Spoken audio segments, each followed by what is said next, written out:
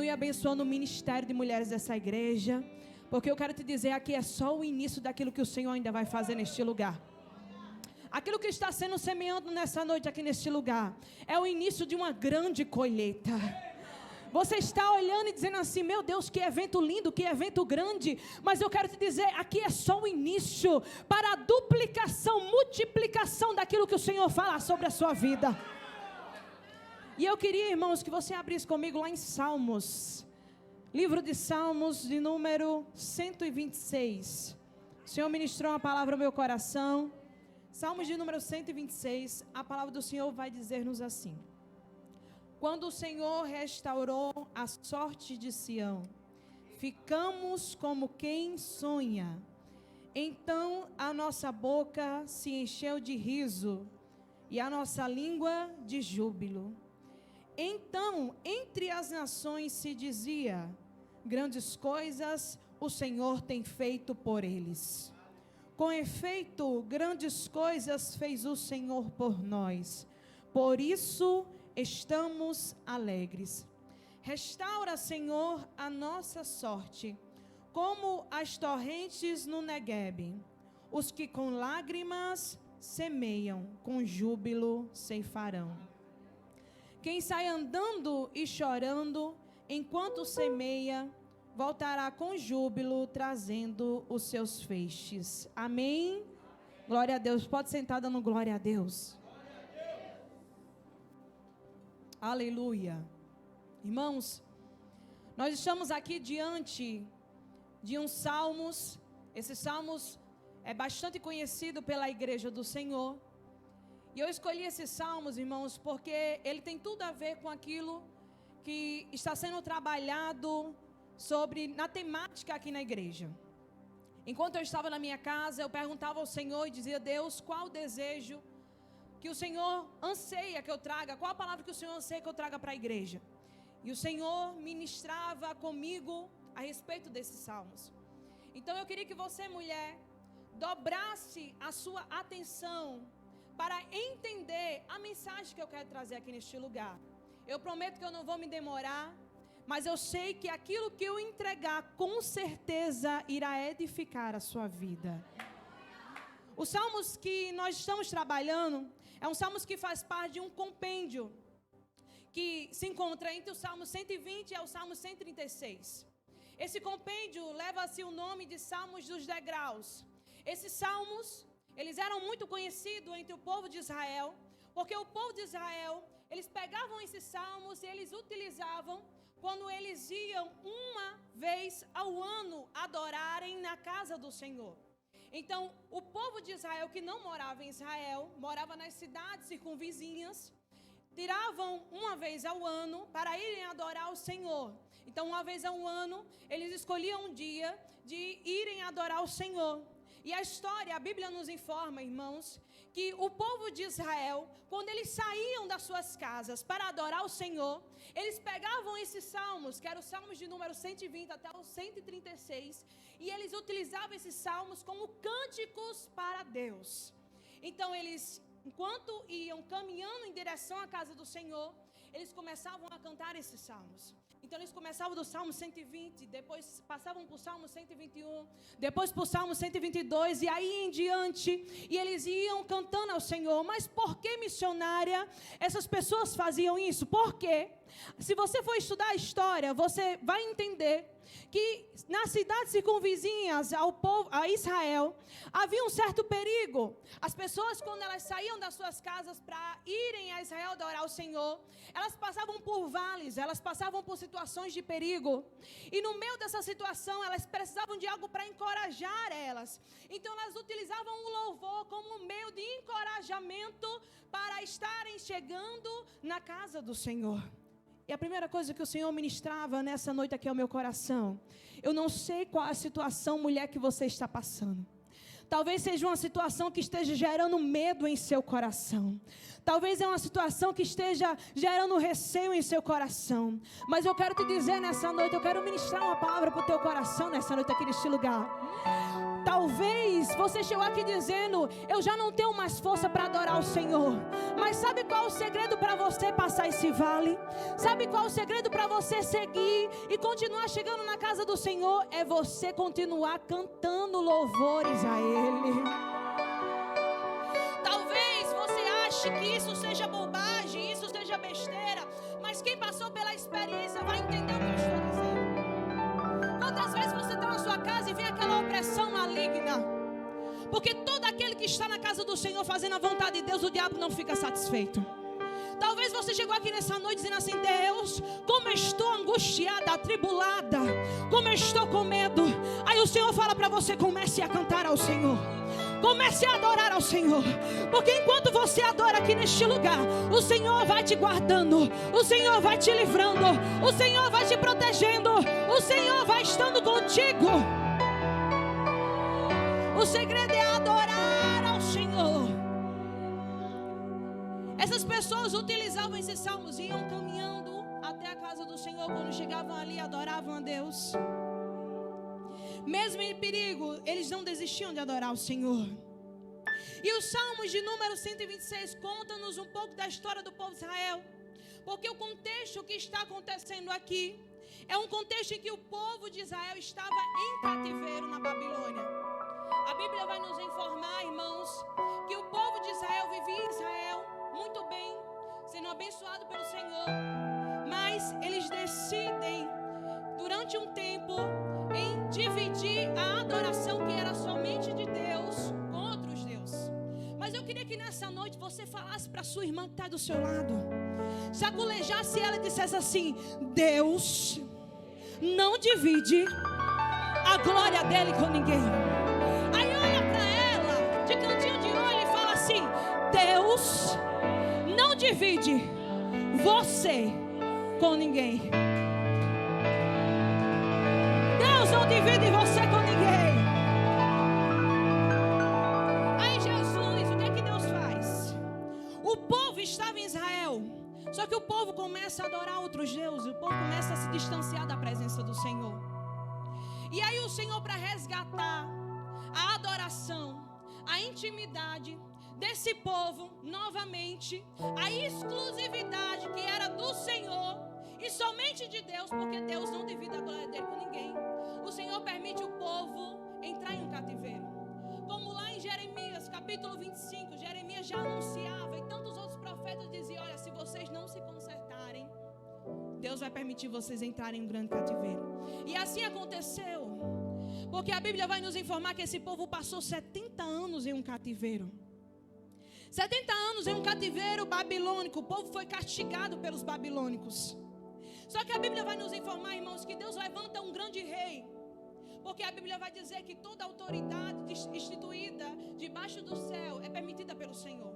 Deus levanta um rei chamado Ciro. Ele não era um rei convertido ao Senhor. A Bíblia vai dizer que ele era um rei da Pérsia. E nessa época, Ciro dominava o mundo. O poder estava na mão desse homem. Esse homem mandava e desmandava, fazia o que ele queria. E o Senhor, certo dia, toca no coração desse grande homem. Esse homem não era servo de Deus, mas o Senhor toca em quem Ele quer. O Senhor usa quem Ele quer para abençoar o povo dele. Aí Deus toca no coração que nem era servo do Senhor. Deus toca no coração de um homem que nem era servo dele. E Ciro faz um decreto. E esse decreto libera o povo para voltar para Israel, para a sua terra. O povo de Israel fica alegre. E nós vemos isso sendo relatado aqui no Salmo de número 126, quando o Senhor restaurou a sorte de Sião. Ficamos como sem sonho. O povo estava feliz, porque agora eles estavam libertos, eles estavam voltando para a sua terra. Só que a Bíblia fala, irmãos, que por mais que uma parte voltou para a sua terra, existiam aqueles que insistiam em ficar no cativeiro. Existiam aqueles que queriam ficar ali naquele lugar na Babilônia, porque já tinha feito casa, já tinha família, já tinha uma morada, já conhecia todo mundo. Mas eu queria, irmãos, que nessa noite você falasse para você aqui neste lugar e dissesse assim: Babilônia, fala mais alto, Babilônia não é o meu lugar. O meu lugar é Sião. Olha só, oh glória. Sabe por quê, irmãos? Versículo de número 1. Quando o Senhor trouxe aquele que estavam de cativeiro, restaurou a sorte de Sião, estávamos com quem sonha. Deus tirou o povo do cativeiro e trouxe para Sião. Por quê? Porque o lugar do povo não é Babilônia. O lugar do povo de Deus é Sião. E eu quero te dizer nessa noite, você que chegou aqui neste lugar, o teu lugar não é Babilônia. Talvez por muito tempo você tenha ficado no mundo. Talvez por muito tempo você esteja confortável na Babilônia. Talvez na Babilônia você até fez casa. Talvez até na Babilônia você tenha constituído família. Mas eu quero te dizer nessa noite, o teu lugar não é Babilônia. Deus te chamou para Sião. Deus te chamou para Jerusalém. Deus te chamou para morar na Nova Jerusalém. Quem vai morar na Nova Jerusalém, dá um glória a Deus bem alto. Deus nos chamou para morar na Nova Jerusalém, irmão. Sião aqui representa a presença de Deus, representa estar na casa do Senhor, representa aquilo que Deus tem preparado para mim e para você. A Bíblia vai dizer lá em Apocalipse, capítulo de número 21, eu gosto muito de meditar nessa palavra, que chegará um tempo em que o Senhor nos levará para morar numa cidade chamada Nova Jerusalém. E lá as ruas são de ouro, as paredes de cristais. Lá não precisa de sol. Sabe por quê, meu irmão? Porque Deus é o próprio sol. Ele é o sol da justiça. E eu quero te dizer, é para lá que o Senhor me levará e te levará. Aleluia. O primeiro ponto que eu quero trabalhar, eu queria trabalhar 3 pontos com a igreja. O primeiro ponto que eu quero trabalhar com a igreja é: o teu erro não te impede de voltar para Sião. Talvez você diga assim: Senhor, eu estou igual o povo de Israel, só pecando. Só o Senhor sabe como é que eu me encontro nessa noite. A Bíblia vai dizer que o povo de Israel passou 40 anos no deserto.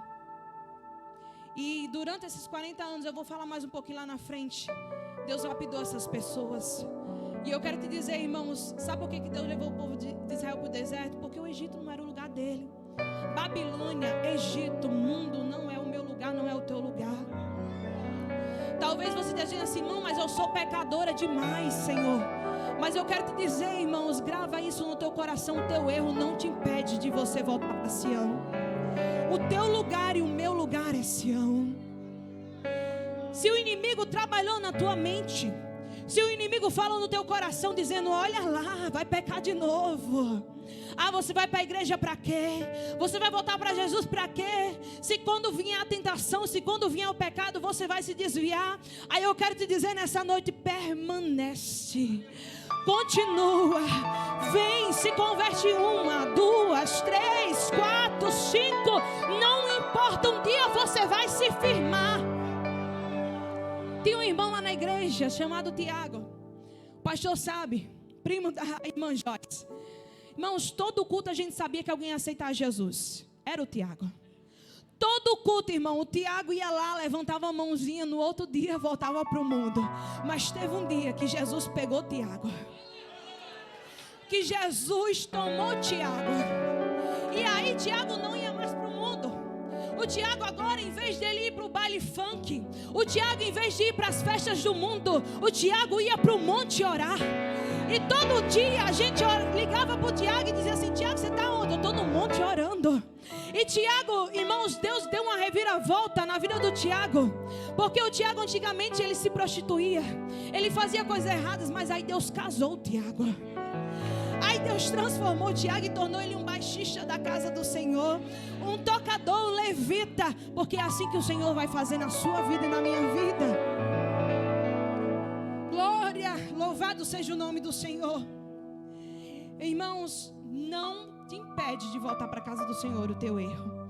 Mas a segunda coisa que eu quero trabalhar com você aqui nesta noite, e eu queria que você dobrasse a sua atenção, é que estar em Sião não impede de você enfrentar desafios. Talvez você chegou aqui e fala assim: ah, eu vou aceitar Jesus, tá bom, ok. Mas a partir de agora tudo vai ficar mais fácil, porque eu estou na casa do Senhor. É verdade, irmão? É não, é o oposto. parece que tudo fica mais difícil. Por quê? Porque aí Jesus vai iluminando o teu caminho. E você começa a ver aquilo que você não via antes. Porque antes você estava na escuridão, você estava cego. E aí você achava que estava tudo fácil, tudo bom, tudo legal, tudo bacana. Mas aí quando você aceita Jesus, Jesus começa a iluminar a tua vida. Jesus começa a iluminar o teu redor. E você começa a enxergar aquilo que você não enxergava.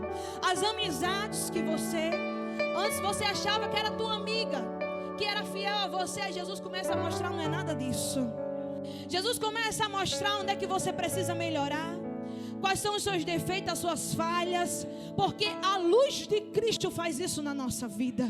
Começa a iluminar aquilo que estava apagado, começa a mostrar aquilo que estava escondido, porque a luz de Jesus está em Sião, não te impede de enfrentar desafios.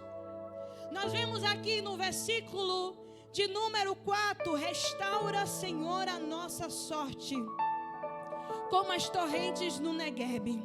O povo de Israel, aqui o salmista, ele está comparando a situação que ele estava vivendo agora a um deserto. Mas missionário, o que é que você está querendo falar? O povo estava liberto, o povo estava feliz. O versículo que você leu diz que o povo estava alegre, que o povo estava cantando ao Senhor. Por que agora o povo está dizendo que a situação dele parece um deserto? Entenda, preste aqui um pouco da atenção que você vai entender. Porque a história vai nos informar, irmãos, que depois que o povo sai da sua terra, agora eles se deparam com a sua cidade destruída. O povo babilônico, quando levou o povo de Israel cativo, eles fizeram questão de deixar apenas escombros, entulhos. Os muros estavam destruídos, as casas estavam destruídas. Então quando o povo volta até alegre, mas quando eles veem a situação que está à sua frente, quando eles veem um desafio que eles iriam ter que enfrentar, eles começam, imagina eles pensando, Senhor, e agora? O que eu vou fazer? Mas eu quero te dizer nessa noite uma coisa aqui neste lugar. Talvez o povo ficou desesperado porque a situação que eles estavam era equiparada ao deserto. Mas eu quero te dizer nessa noite uma coisa. Eu queria que você gravasse seu coração. Deus não te tirou do cativeiro para você morrer num deserto. Ei, você acha que Jesus iria te salvar para Ele não concluir a obra na tua vida? Porque a palavra do Senhor vai dizer: aquele que começou a boa obra é fiel para terminar. Você pode dar um glória a Deus bem alto? Aí o povo fala: Senhor, restaura-nos, Senhor.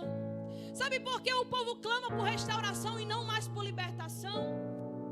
Porque Deus já havia libertado, Deus já havia salvado o povo do cativeiro babilônico, mas a restauração ainda estava para ser completa. Talvez nessa noite você chegou aqui liberta, mas ainda precisa ser restaurada pelo Senhor. Olha para tua irmã que está aí do seu lado e pergunta assim: você está liberta? Agora falta Deus te restaurar. Entenda uma coisa, quando eu me deparo com essa situação, eu lembro do povo de Israel que passou 400 anos no Egito. A história vai nos informar, irmãos, que aquele povo estava aprisionado, como o povo estava aprisionado pelos babilônicos. Só que quando o Senhor tira o povo de Israel, Deus permite eles passarem 40 anos no deserto. Talvez, irmãos, seja necessário a gente passar um certo período no deserto. Sabe por quê? Porque o deserto, ele não vai vir para me matar, não vai vir para te matar. O deserto, ele vem para nos restaurar. Aí Deus pega o povo de Israel, que não sabia falar, que não sabia fazer suas necessidades, que não sabia mais adorar o Senhor, não tinha templo. E aí no deserto, Deus vai começando a purificar aquele povo. Deus vai começando a colocar neles a restauração da sua imagem. Tudo aquilo que foi tirado do povo, todas as características de um adorador, de um servo fiel, foi tirado no Egito, mas no deserto Deus fez questão de ser restaurado. O deserto foi lugar para Deus restaurar o povo. Sabe o que eu acho interessante, irmãos? É porque muitas vezes a gente enxerga o deserto como lugar de morte. A gente enxerga o deserto como lugar de solidão, mas eu quero te dizer, a partir de hoje começa a enxergar o deserto na tua vida como uma escola do Senhor. Deserto não vem para te matar, deserto não vem para me matar, deserto vem para nos deixar mais parecido com Jesus. Você acha que Jesus ia te salvar para você morrer? Você acha que Jesus ia te salvar para ficar como está? Ainda existe muito a Deus fazer na tua vida, na tua história. Comece a falar para o Senhor, não diga assim para Deus: Senhor, por que esse deserto? Comece a dizer: Senhor, para que esse deserto? Para que, Senhor, o Senhor está me colocando nesse deserto? É porque, Jesus, o Senhor quer tirar esse pecado de mim? É porque o Senhor quer me moldar mais? O Senhor quer me tornar um vaso mais bonito na tua presença? O Senhor quer me lapidar? Por que, Senhor, desse deserto? Essa é a pergunta que você nessa noite vai fazer para o Senhor.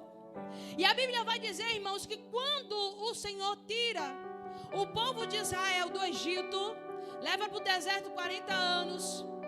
A Bíblia vai dizer, irmãos, que o processo foi tanto de restauração como também de santificação, porque Deus restaura e desantifica.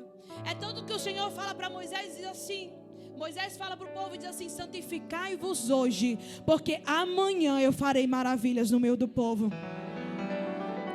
Deserto foi lugar de santificação. Deserto foi lugar de restauração. Irmãos, eu quero te dizer nessa noite, o Senhor vai te restaurar nesse deserto. O Senhor vai te transformar nesse deserto. E o Senhor está dizendo: começa a enxergar esse deserto como um lugar de experiência comigo. Começa a enxergar esse deserto como um lugar de intimidade comigo. Sabe por quê? Porque para muitos, quando está no deserto, começa a murmurar, começa a reclamar. Aí Deus dá um emprego e fala, começa a reclamar do salário. Enquanto você no deserto reclama do salário, tem outro no deserto agradecendo a Deus porque está empregado. Talvez, irmãos, o problema está na forma em que você enxerga. Não está no deserto que Deus te colocou. Talvez o problema está em você, que está faltando fé. Porque se você disser assim: Senhor, me dá fé nesse deserto, aí você vai entender, irmãos, que o deserto vai passar rapidinho na tua vida. Terceiro ponto que eu queria trabalhar com você nessa noite: o segredo para o deserto acabar é semear mesmo com lágrimas. Versículo de número 5, a palavra do Senhor vai dizer assim: os que com lágrimas semeiam, com júbilo ceifarão. Quem sai andando e chorando enquanto semeia, voltará com júbilo, trazendo os seus feixes. Queridos, talvez nessa noite você esteja falando assim: Senhor, eu acho que esse deserto veio para me parar. Mas o Senhor fala para você: está doendo, está chorando, está difícil, continue caminhando. Preste atenção aqui nessa noite, porque enquanto eu li essa palavra, Deus me falava da história de Ana. A gente pega a história de Ana e vê Ana falando com o Senhor e dizendo assim: Deus, dai-me um filho. E aí, irmãos, nós vemos a história, a situação de Ana. Por quê? Porque a Bíblia vai dizer, irmão, que a adversária dela, Penina, tinha vários filhos, mas Ana não tinha nenhum filho. E Ana todo ano ia à casa do Senhor, e todo ano Ana pedia um filho ao Senhor. Só que existe o tempo de Deus para a minha vida e para a sua vida. Só que enquanto Ana não recebia a promessa, Ana ia semeando. Enquanto Ana não recebia a promessa, Ana continuava andando. Era andando, chorando e semeando. Era andando, chorando e semeando. Era andando para a casa do Senhor, chorando por causa da dificuldade e semeando. Sabe o que Jesus está falando com você, queridos? Pode estar difícil, pode a prova estar grande, mas o Senhor está dizendo: é andando, é prosseguindo, é não parando, é continuando, porque só assim Deus vai te abençoar. E a palavra do Senhor nos diz, irmãos, que no tempo do Senhor Deus entregou a Ana Samuel. Ana não parou de orar. Ana não parou de clamar. E no tempo de Deus, Ana colheu. Sabe o que o Senhor está falando para você? Ei, mulher, continua semeando. Continua falando. Continua orando. Continua jejuando. Porque no tempo certo, Deus vai fazer na tua vida. No tempo certo, a promessa vai se cumprir na sua vida. Sabe esse deserto que você está passando?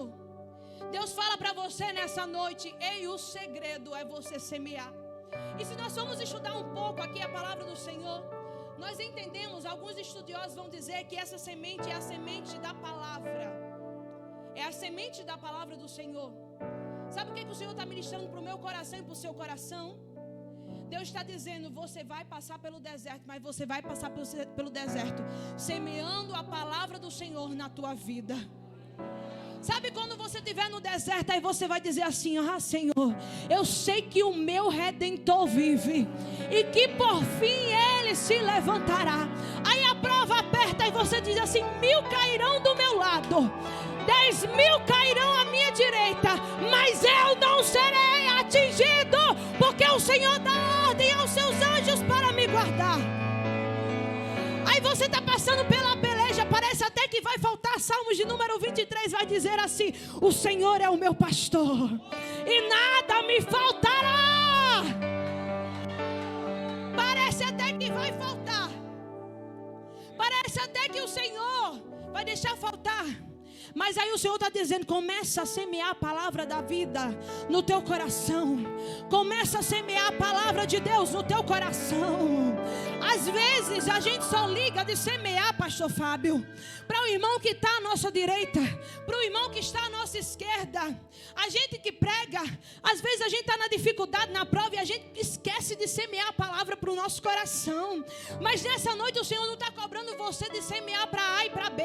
O Senhor está dizendo: está no deserto, comece a semear a palavra do Senhor na tua vida. Comece a lembrar daquilo que o Senhor fez. Comece a lembrar do teu Deus que é poderoso, do Deus que abre o mar vermelho, do Deus que dá ordem aos seus anjos para te proteger. Aleluia! Tu és poderoso, Jesus.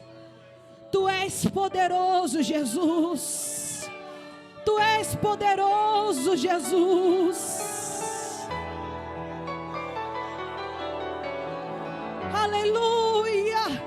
Sabe quando a prova está grande, aí você olha para o céu. Salmos de número 121 e diz assim: elevo meus olhos para o monte, de onde me virá o socorro? O meu socorro vem do Senhor. Aí começa, irmãos, a você ficar animado, a você ficar alegre, porque a palavra do Senhor vai trazendo vida ao teu coração.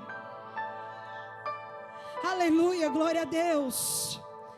A Bíblia vai nos informar também, irmãos: aquele que com lágrimas semeia, com júbilo ceifarão. Talvez, queridos, o deserto que você esteja passando seja um deserto da humilhação, seja um deserto do desemprego, seja um deserto do teu casamento, seja um deserto do teu filho que se encontra nas drogas. Talvez, irmãos, a humilhação que você está passando dentro da sua casa seja tão grande que você olha e diga assim: Senhor, não tem mais jeito. Mas eu queria te lembrar um pouquinho sobre a história de José, porque a Bíblia vai nos dizer, irmãos, preste atenção, que num dia José era prisioneiro. Aí, certo dia, a Bíblia vai dizer que Faraó sonhou, pegaram José, levaram, eu estou resumindo aqui, levaram para o palácio. José foi lá, interpretou o sonho de Faraó. Depois José se tornou governador. E eu queria falar para você nessa noite algo que o Senhor ministrou no meu coração. Porque o mesmo caminho que José fez como escravo, foi o mesmo caminho que José fez como governador. O que a Bíblia vai falar? Aquele que leva a semente, chorando, voltará pelo mesmo caminho, com lágrimas com os seus feixes. que Jesus está dizendo? Você talvez chegou aqui, nesse lugar, veio da sua casa, e na sua casa você deixou a humilhação. No teu emprego você deixou a humilhação. No teu emprego está lá o deserto. Mas Jesus está dizendo, você veio, mas você vai voltar alegre. Talvez você veio para a casa do Senhor chorando, mas a tua volta não vai ser do mesmo jeito. Talvez você saiu da tua casa humilhada, escutou palavras de desânimo, escutou palavras que vinham te colocar para baixo. Mas nessa noite você veio chorando, mas você vai voltar sorrindo aqui neste lugar. Aquele que traz a semente, chorando, voltará com júbilo, cantando ao Senhor. Não importa como você chegou aqui neste lugar, minha irmã. Não importa como você chegou aqui nessa noite. Eu quero te dizer que o importante é como você vai voltar para a tua casa. Você pode ter chegado aqui triste, cabisbaixa. Só Deus conhece o teu coração. Eu não te conheço. Só o Senhor te conhece, por dentro, por fora, pelo avesso, de cima para baixo. Mas Jesus está dizendo, ei, eu tenho responsabilidade com quem é meu. Se você deixar, eu mudo o quadro da tua história. Você pode até ter entrado aqui humilhado, humilhada, triste, cabisbaixa, mas a maneira como você vai voltar para a tua casa é com feixes nas mãos. Sabe por que você chegou aqui só semeando, mas Jesus vai pegar um feixe e você vai voltar abastecido pelo Senhor. Essa conferência veio para te abastecer. Essa conferência veio para te encher. Enquanto eu estava, pastor Fábio, ministrando na minha casa, ministrando a palavra nessa noite, na minha casa o Senhor falava o meu coração e dizia assim, fala para o pastor Fábio, que esse é o tempo de colheita neste lugar. Sabe a semente que vocês plantaram e que vocês estão plantando? Deus vai trazer uma grande colheita sobre esta igreja. Deus, você não está entendendo? Porque enquanto eu estava na minha casa, o Senhor falava assim, fala para o pastor Fábio, que o tempo de colheita, igual como fala aqui, o tema desse congresso é tempo de colheita. O tempo de colheita vai chegar nessa igreja. O tempo de exaltação vai chegar neste lugar. O tempo de crescimento vai chegar neste lugar. O tempo de bênção vai chegar neste lugar. Você está observando aquilo que o Senhor está fazendo aqui neste lugar? É só o início de uma grande obra. Porque Jesus tem muito mais para fazer aqui nesta igreja. Ministério de mulheres, se preparem, se fortaleçam, se prepara na palavra, se prepara com a semente.